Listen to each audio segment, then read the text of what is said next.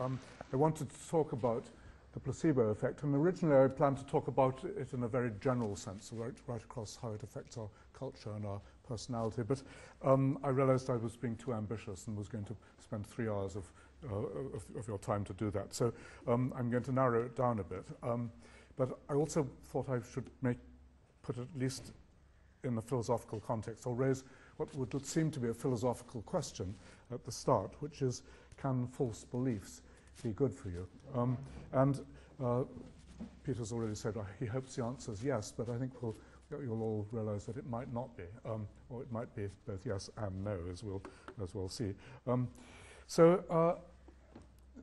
a year ago, year and a half ago, there was a conference in Cambridge on false belief, which I was invited. Peter Johansson was also there. And Horace Barlow sent around an email at the beginning of it, which reads, as you can see. He said, "Many now hold that reason and logic, based on well-tested evidence, provide the best means for reaching reliable decisions, and that they should replace beliefs based on faith, intuition, or tradition that are inflexible and contradicted by the available evidence."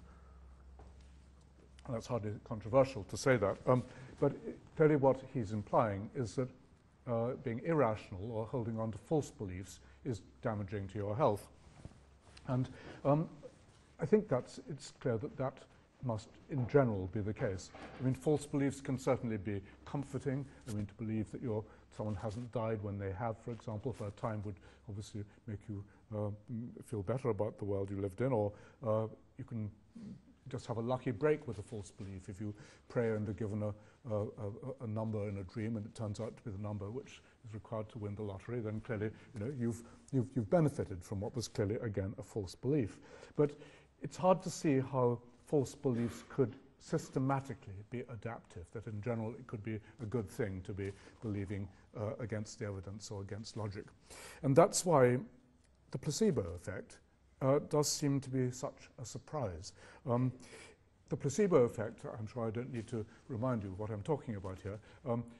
What I mean is that when people are administered sham medicine, either in the form of pills which have no pharmacological effects, or in terms of being given advice from somebody who doesn't really know what they're talking about, or given just false information about the safety of a situation, all those things can, it seems, have dramatically rewarding effects on people. They really do can produce miracle cures from certain illnesses. There's both a lot of anecdotal evidence and now a great deal of systematic laboratory study. For example, a study of swelling after wisdom tooth extraction a few years ago. It wasn't a study of the placebo effect, it was a study of the effect of ultrasound on the swelling. And what the researcher did was he found that ultrasound made the swelling go down, but he wanted to calibrate the amount of ultrasound which would work best in reducing the swelling. So he had different groups of patients. One received a high level of ultrasound, a lower level, and none at all. The group which did best were the ones which had the ultrasound actually turned off.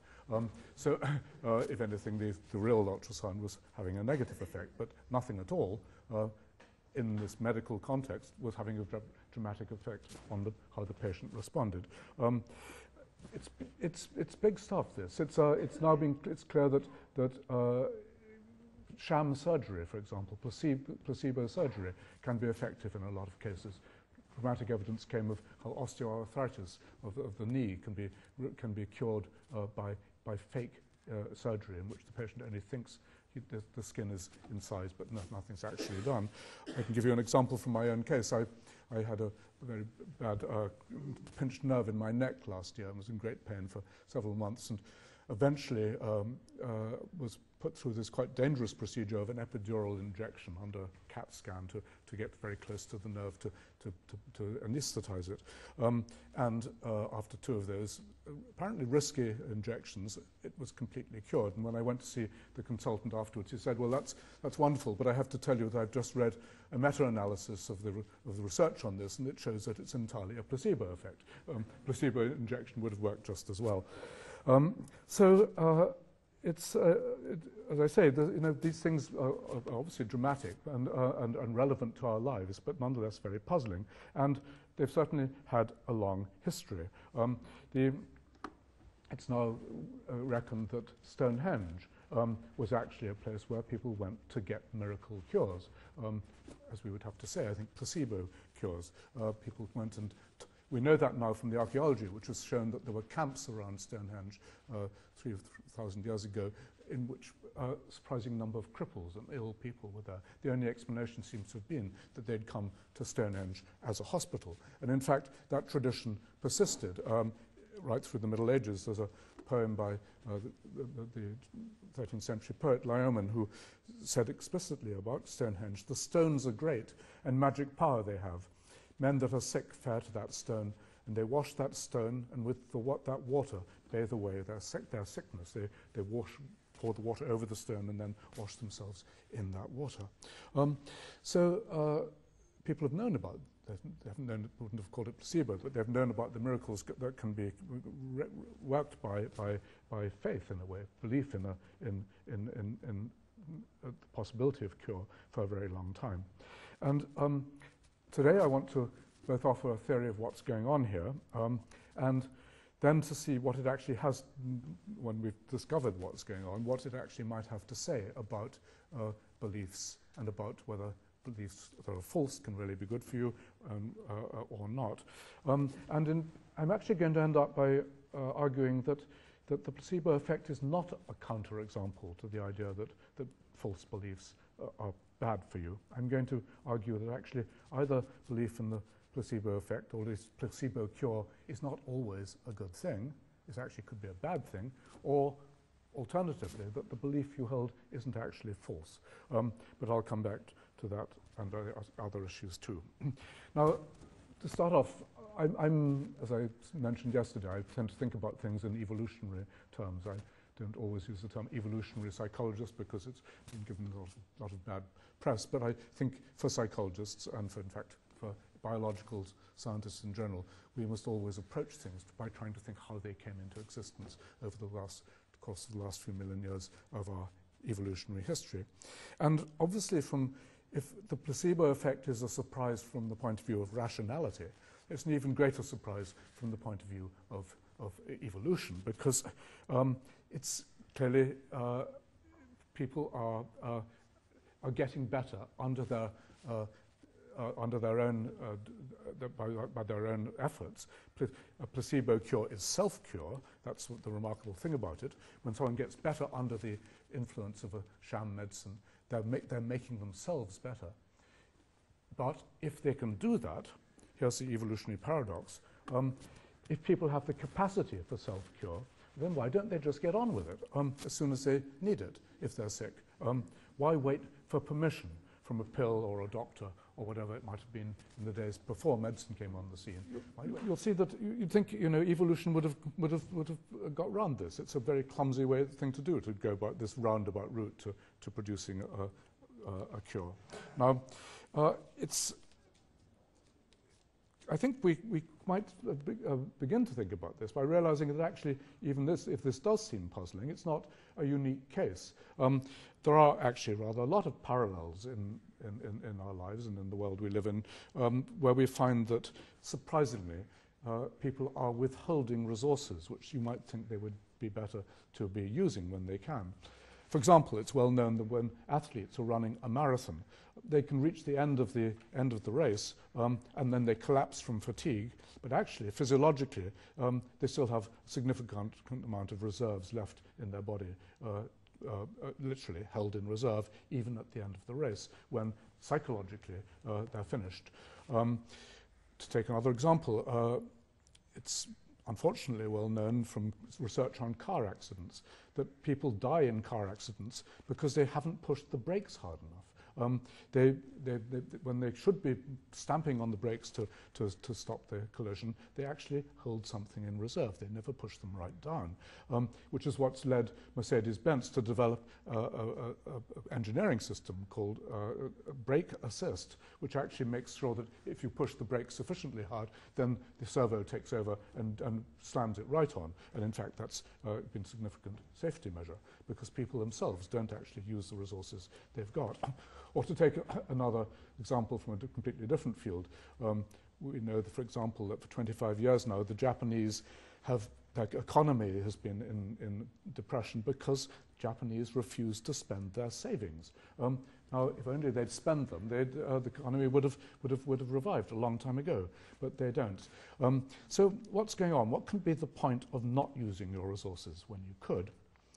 Well, with the examples I've just given, I think the point is actually fairly obvious.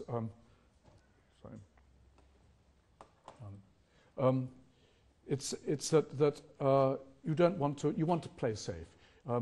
If the future is uncertain, you don't want to use up everything you've got because there could be some new threat just around the corner. For example, when you reach the end of the marathon, in a natural world, perhaps not in London, there could be still a lion waiting for you when you get to the end of the course, and then you might have to start up all over again. Or when the economy is in a bad state, it may be that you're going to be unemployed, and therefore you actually can't afford to risk your savings, and you have to hold on to them, even if that's actually only making things worse. But healing would seem to be a different case. I mean, it's not at all obvious immediately why you should withhold your healing resources, your immune system, for example, or you shouldn't get rid of the pain or whatever it might be when you could. Except that I think we can see even there why it might be the case. Sorry, that's not the right one. Sorry, I was going to say this is, of course, in relation to withholding resources. We all know the parable of the wise and foolish virgins, when the wise virgins held on to their oil until the bridegroom came, and then he was late, and by that time the foolish virgins had used up all their oil, and they didn't have any left in reserve. So you see the foolish virgins over on the right weeping about their mistake. Well, come back again to why should one do the same in relation to healing? Well, I think the answer, we can see what the answer has to be, and then we'll see why it could be like that. It must, if we do hold on to our resources, it must be that immediate cure, whatever cure means, is actually not in our own best interests always. And it must also be that the decision we make, or our body makes, as to how far and how fast to proceed towards cure must be taken in the light of some other information, presumably other information we're getting from the environment. And thirdly, that in relation to placebo medicine, in particular, medical attention, or the prospect of it, must constitute one among other signs that it is in fact safe for self-cure to go ahead. But how should we make sense of those? Why should immediate cure not always be in the person's best interest? Well, I'm sure you'll guess immediately why in some cases it might not be. Many of the symptoms of illness, many of the things we consider to be illness, fever, nausea, pain, for example, are actually not illnesses in their own right. They're defenses. They're adaptive measures we take in order to stop us getting sick in other, much more serious ways. The pain, of course, is a way of protecting us from further injury when we've already damaged ourselves. Nausea is a way of making certain that we eject from our body potentially toxic or dangerous substances. Fever, by raising our blood temperature, we actually, although it makes, it weakens us and it's expensive in terms of energy, it is actually a very effective way of killing microbes and bacteria. So it's clear that the defenses we have are sometimes ones which we wouldn't want to let down and to cure ourselves of immediately, because they're there for a purpose, and we're not going to cure ourselves, we're not going to lift the guard until we have really rather good reason to do so. And the same is the case with the immune system. You might think, well, we should deploy the immune system as soon as we can because that's going to be a good thing. But immune resources are very expensive. It costs us to mount an immune defense. In fact, when if humans are even mildly sick and their immune system is active, their metabolism goes up by 15%. It's quite energetically expensive to use your immune resources, and what's more, you then have to replace them by having access to the right diets and so on. So you actually want to be rather careful about using your immune system unless and until you know it's safe to do so. I'll give some other examples of these further on, but since I'm lecturing to a philosophical audience in a rather venerable place, I thought I might mention two ancient Cambridge philosophers. They both of them look a bit like Pufendorf, who made some of these points a long time ago, though 50 years after Pufendorf lived. Here's William Derham remarking, very perceptive right back then, "And no less kind than admirable is this contrivance of man's body, that even its distempers," he means its illnesses, "should many times be its cure, to which purpose even pain itself is of great and excellent use." And Nehemiah Grew, shortly, actually before that, said, "Nor are diseases themselves useless, for the blood in a fever, if well governed, like wine upon the fret, discharges itself and all heterogeneous mixtures, whereby that which threatens death tends in conclusion to the prolonging of life." So these philosophers clearly recognize that actually the illness, what we call illness, is actually not something we want to cure ourselves of immediately. The illness itself is often going to be the means of maintaining health or stopping things getting worse. So I want to say, well, yes, it does make sense to husband your resources and to be very careful how you deploy your defenses and when you use your immune system and engage in other sorts of expensive actions which could lead rather rapidly to cure, because you need to be more careful than that. And I've been thinking about this in a much more general context in relation to what I've called the natural health management system, which I see as an evolved system within mammals, humans, but many other animals as well, for managing our resources. A very ancient system, something that certainly didn't originate with us. It's now actually got its own entry on Wikipedia, though I didn't put it up there. There's a shaman, I suppose. There's someone who's acting as a witch doctor and inducing placebo effects. So what this health management system does, I think, is it does a kind of economic analysis of just what the opportunities and costs for self-cure might be. What resources are available, how dangerous the situation is right now, what predictions you can make about what's going to come next. I mean, whether there are more emergencies down the way or whether you can be relatively safe and so on. So what in fact happens is, as I've drawn out the system, you take in environmental information of some sort, whatever might be relevant, signs of injury or detection of pathogens and future risk of infection and so on.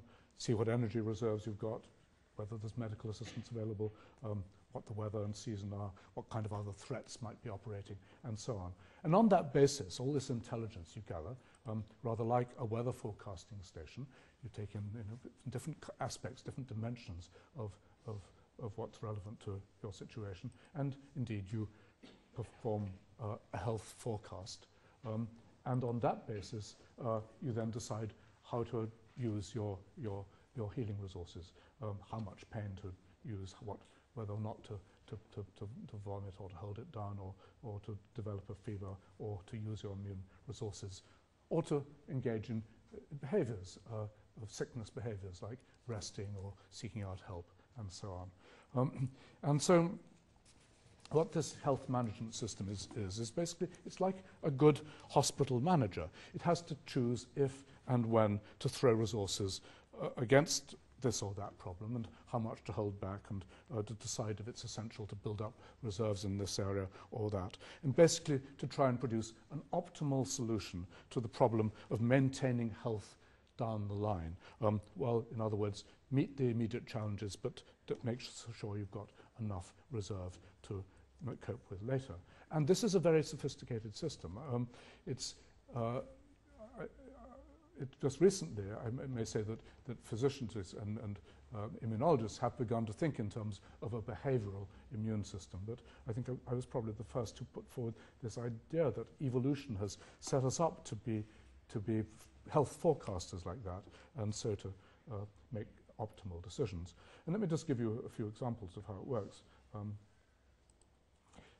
Let's take the case of pathogen detection. You detect some bacterium, for example, and you're going to make an immune response.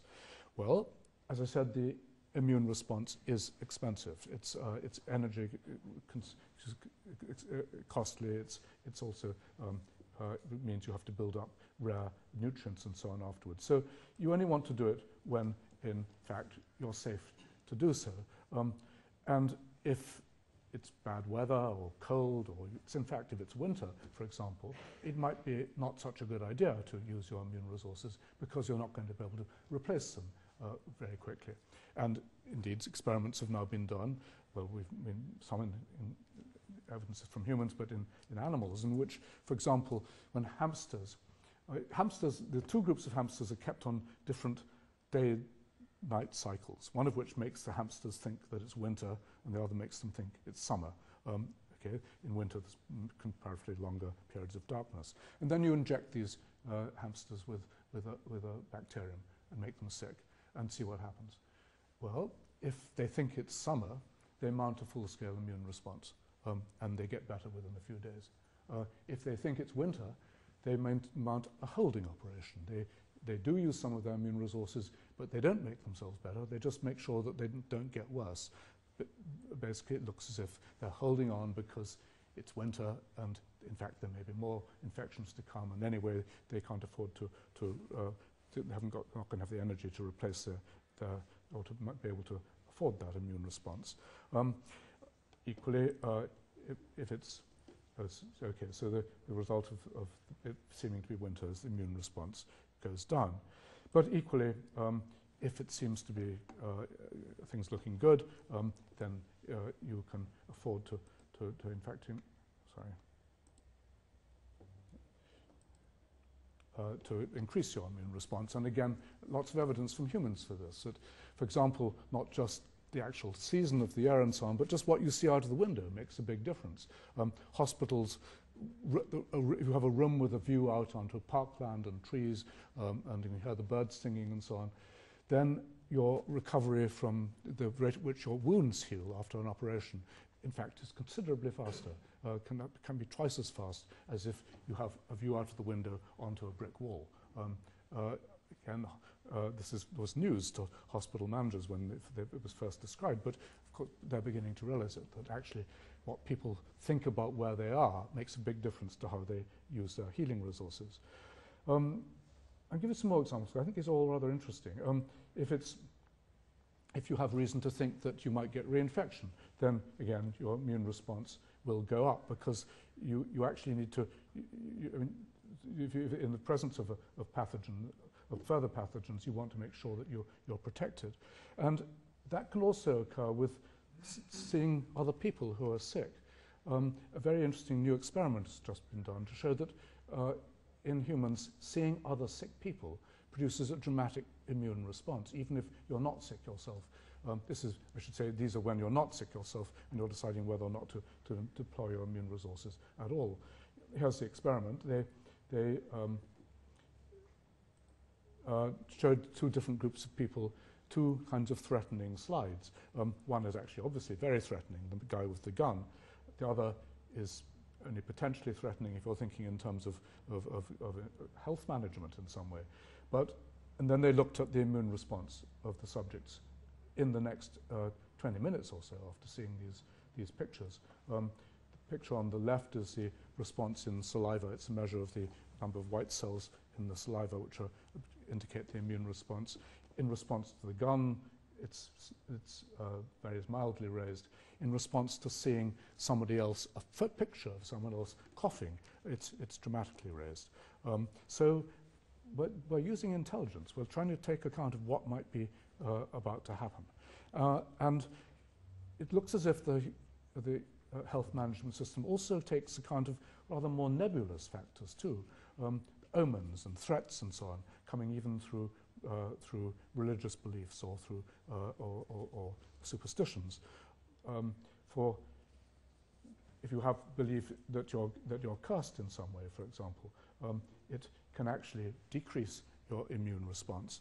And a famous study has shown that in Chinese Americans, they're not in Caucasians, they die significantly earlier, up to 5 years earlier, if they have a combination of a disease and a birth year that, according to Chinese astrology, would be particularly ill-fated. For example, if you're born in one of the Earth years and you have cancer, lymphatic cancer, you die 4 years earlier if you have belief in this system. Whereas if you're born in a metal year and have lung disease, you die 5 years earlier. Whereas, of course, if you have metal and cancer, then it doesn't seem to be a bad combination.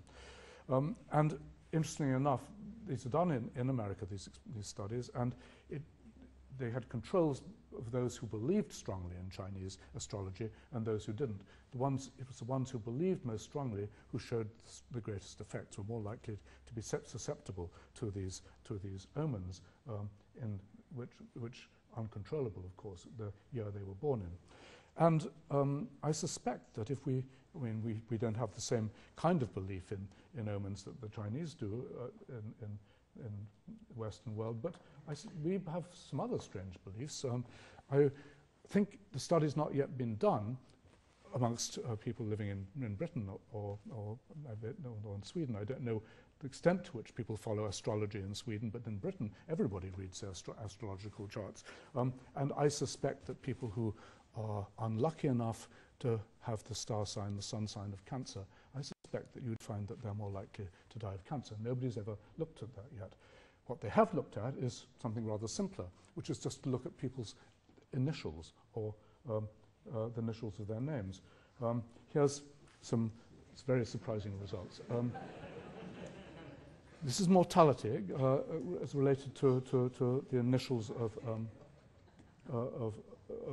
the subject, and you'll see that I mean, it's not entirely consistent, but still, it's a very strong effect. If you have bad names, DTH, SAD, RAT, and so on, you your lifespan may be 20 years less than if you happen to have the initials LIV or LOV. These are strange and remarkable effects, and the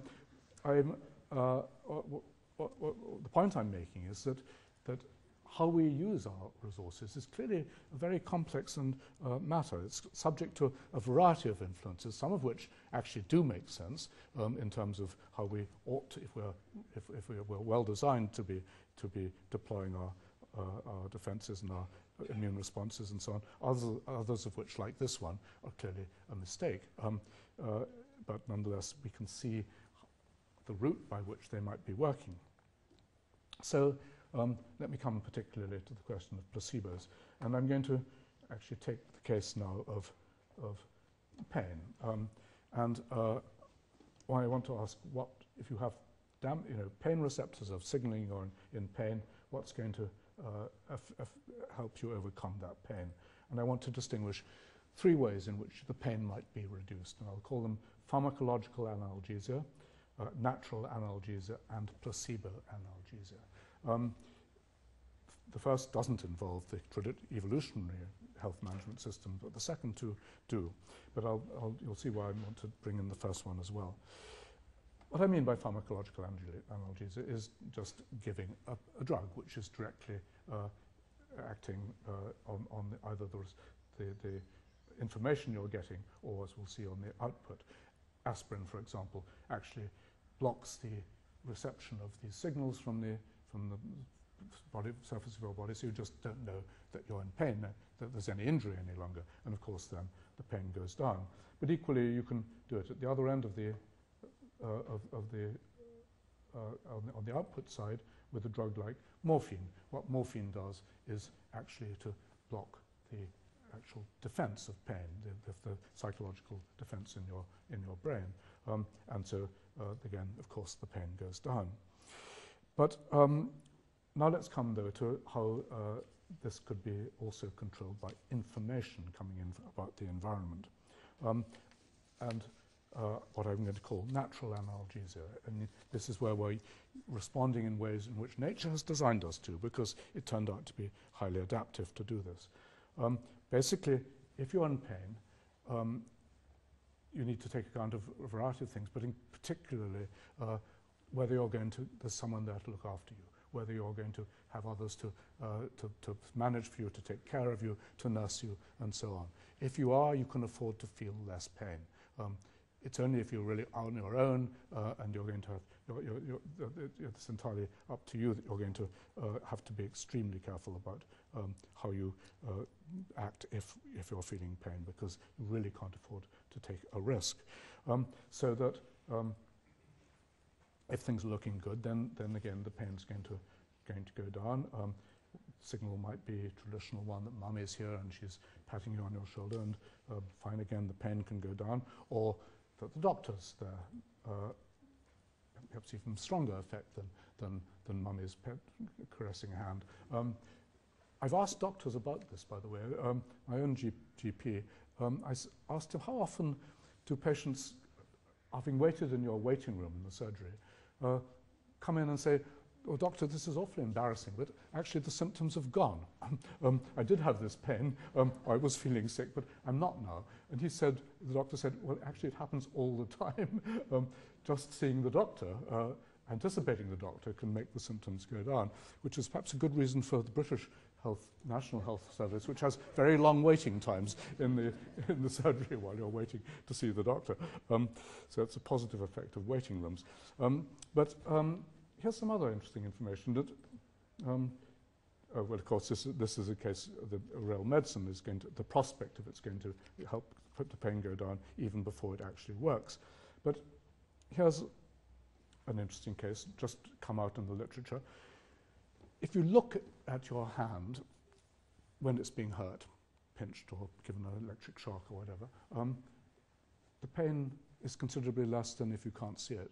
You know, nurses often, when you're giving a jab, ask you to look. It actually feels less than if you are getting it unexpectedly and you can't see what's going on. Well, why might that be? It's because actually, if you can see your hand, and in this experimental situation, you can see that actually there's nothing wrong, and that then again you don't need to take so much account of the stimulus. And here's an experiment which has just done that. Actually, what this did was, here's where you can't see your hand, and that's the pain threshold from, it actually was a heat stimulus, and this is what's just bearable. When you can't see your hand, you find it unbearable at a lower temperature. When you can take more heat. And interesting enough, in this experiment, they actually had magnifying apparatus which made you see your hand even larger than it was, or slightly smaller than it was. Turns out the bigger your hand looks, the safer you feel about it if you can see there's nothing wrong. But if there is something wrong, I mean, if you actually see there's injury, then actually the effect is the opposite. The pain goes up. Again, I give you my own, you'll have your own examples of this, I'm sure, but I remember as a small boy falling out of a tree in our garden at home, and landing on my head, and in fact on some bricks, and pulling myself together, and a bit giddy, but I stood up, and then I saw my father running towards me, looking absolutely terrified, and then I looked down and I saw I was just covered in blood, and at that point it began hurting. It hadn't hurt at all up to that, before that. So here's another example when I had other information that this was much more serious than I had first taken it to be, then indeed the pain was considerably increased. But as I said, it's very complicated which way this is going to go. I saw my father's frightened face. That made me feel worse. If it had been a case of my father saying, "Nick, just forget it, the house is on fire," or it was in the garden, or there's a wolf just behind you, then actually what happens is that the pain goes down, because that's the case where you really can't afford to let pain just interfere with the only thing which is going to save your life. And of course we know of many cases where people under extreme duress stop feeling pain at all, because if they did, their lives are going to terminate quite quickly. Happens with animals too, that under great stress they will apparently act as if they're no pain when they've been, predators on their back, let's say.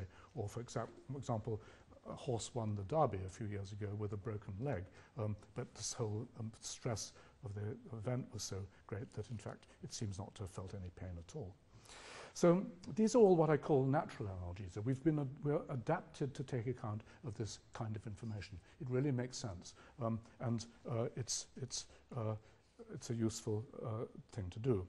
But information is just information, and of course it can be the system can be subverted by false information, or reading the environment and thinking we're getting signals which don't mean what they do, and that's I'm going to come on to in the case of placebo analgesia, because I think that's just what placebos are.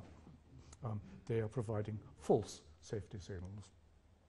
Now, I'd mentioned that, of course, aspirin it's giving you a false signal. It's making you think you're not in pain when you are. He said there's no injury when there is.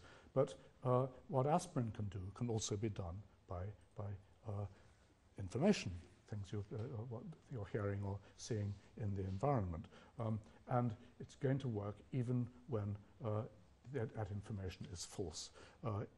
Even if the good news really isn't true at all, nonetheless you may respond by reducing your pain or deploying your other health resources, or even if the doctor's a quack, or even if Jesus is a figment of your imagination, or even if the medicine is fake but it tastes nasty like medicine should do, or the wolf is only a scare story.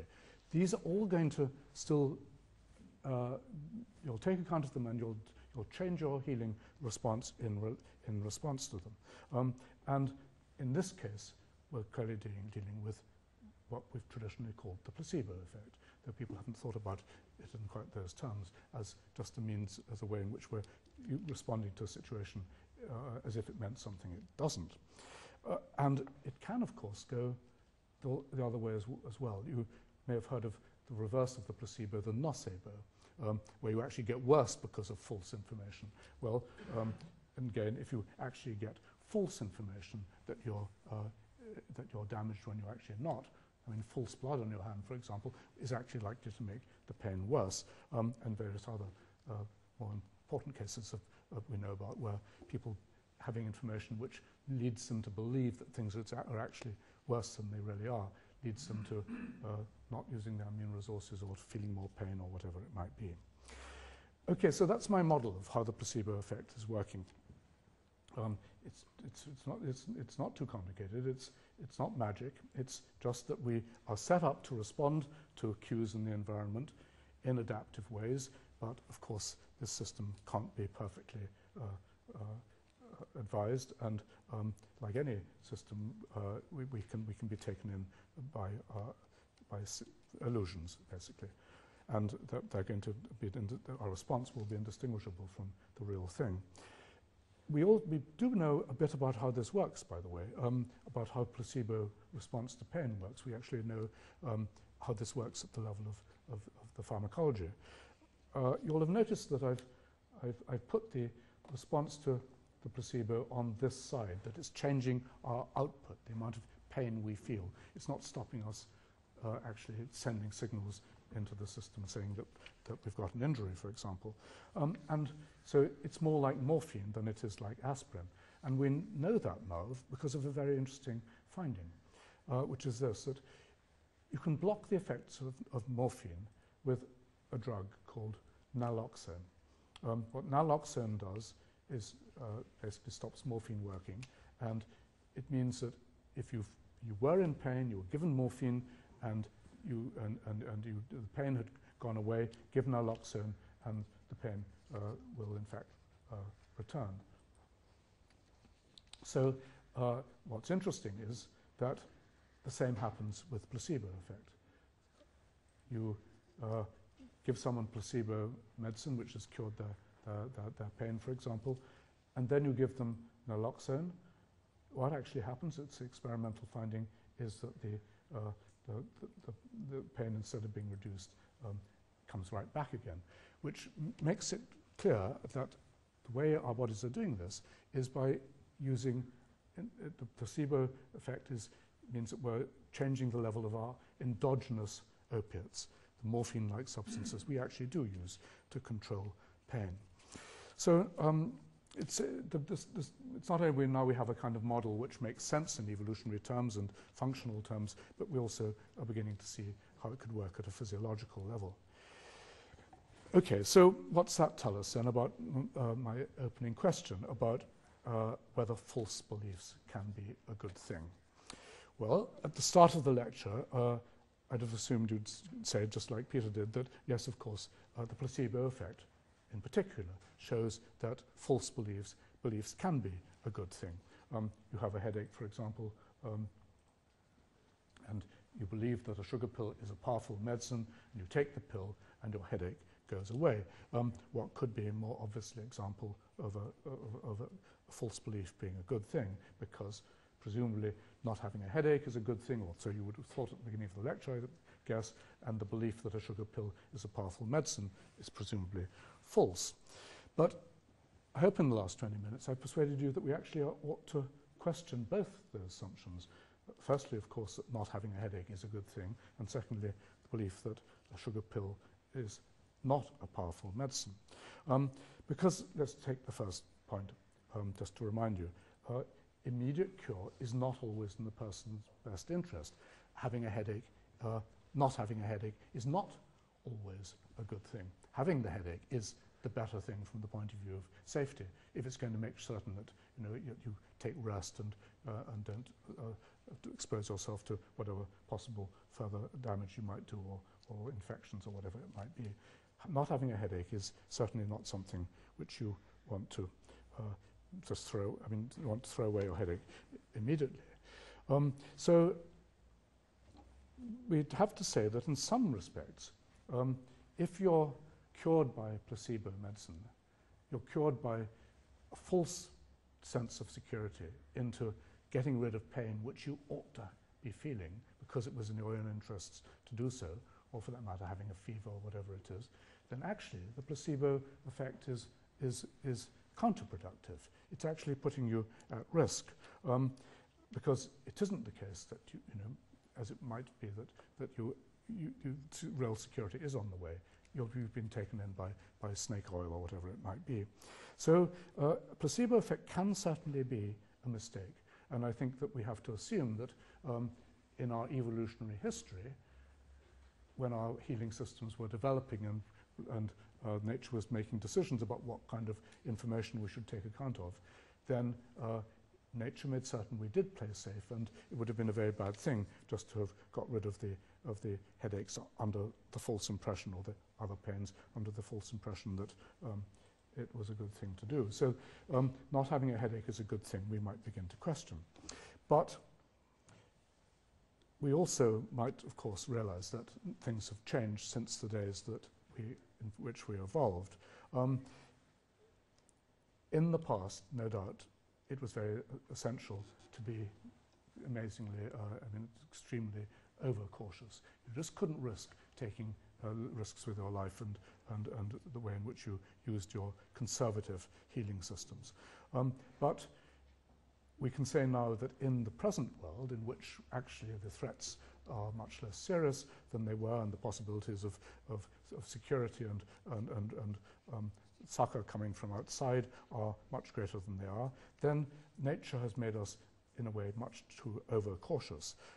So while it would have been a bad thing to respond to placebos in the distant past, today we actually do feel more pain than we need to. We're too cautious in using our immune systems. We're too ready to mount a fever or to feel nausea or whatever it may be when we need not to, which is a reason why actually placebos can be a huge blessing, because they're persuading us to actually take action when our better nature might have told us not to, but actually it's a safe thing to do. So I think we can say that in the modern environment, placebo cure can actually be a good thing. But then what about the belief that a sugar pill is a powerful medicine being false? Is it a false belief which is leading to this good thing?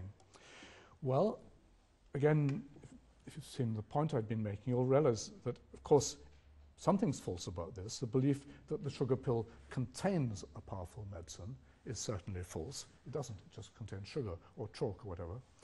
But the belief that the pill is a powerful medicine that's going to make you feel better, well, that could well be true, even if you hold it for the wrong reasons.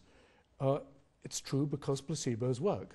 So the placebo pill actually is a strong medicine because it's a placebo, although you may think this is circular, but it's actually, it doesn't take away from the truth of the fact, even if it's a self-confirming truth. Because just to the extent that you expect a placebo medicine to work, it's going to work. Now, why should you expect it to work? Well, it could be for the wrong reasons, that you think it's got all sorts of magical or medical or pharmacological powers that it hasn't. I mean, homeopathic medicine, for example, has no substance to it at all, but there's an awful lot of theory behind it which might make you believe in it. But you could also believe in it just because you know that, and have learned, that placebo medicines actually are effective. And here's a very interesting example of this.